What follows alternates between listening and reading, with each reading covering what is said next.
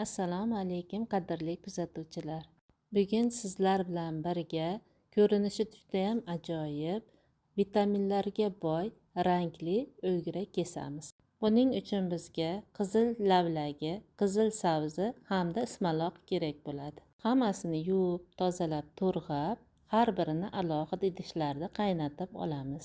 Pishgandan so'ng faqatgina o'zini olyapmiz, suvini qo'shmayapmiz. Olib, har birini alohida blenderda pyure holiga keltirib olamiz. Har biridan oz-ozdan ko'rsatyapman. Eng kichik porsiyada. Agar buni ko'paytirmoqchi bo'lsangiz, 2, 3, 4 baravar qilib ko'paytirishingiz mumkin. Endi alohida osh xamir olamiz. Hech qanaqa suv ishlatmasdan faqat chiqargan pyuremizni birgina tuxum, ozgina yog', tuz solib qattiqqina xamir qorib olamiz. To'g'ri, xamirni qattiq olganda yoyish ham biroz qiyinlashadi, ammo dam oldirib xamirni yoysangiz biroz yumshoq, osonroq yoyiladi.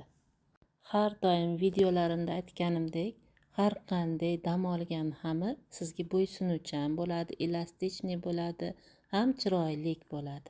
Sizlarga bilmadimu, men bu videoni juda ham mazza qilib oldim, ya'ni o'g'ra kesishni. Chunki rangli xamirlar ham asablarni tinchlantiradi, ham yoshligingizni eslatadi. Xullas, umuman qiynalmasdan mazza qilib ishladim. Endi xamirlarni har birini alohida yoyib olamiz. Qalinligi montidan ko'ra biroz qalin bo'lishi kerak. Yoyilgan har bir xamirimizni quritishga qo'yib qo'yamiz. Ya'ni quritish deganda kesayotganda bir-biriga yopishmasdan hamda uqalanib sinib ketmaydigan holatda bo'lishi kerak. O'tganda chuchvara tayyorlash videosida bir muxlisamiz yozibdi, aytibdiki, bu ovqatni hamma ko'zini yumib qilib qo'yadi deb.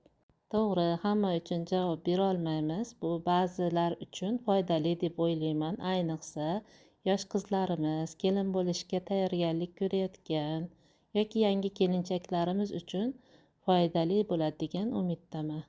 Agar shabada yer bo'lsa, tezroq quriydi. Endi har bir xamirimizni videoda ko'rsatilgandek qarang, juda ham oson usulda kesib ko'rsatyapman. Shu usulda quritib, kesib, buni qishga olib qo'ysangiz ham bo'ladi. Biznes qilmoqchi bo'lganlar uchun ham juda ham yaxshi ideya.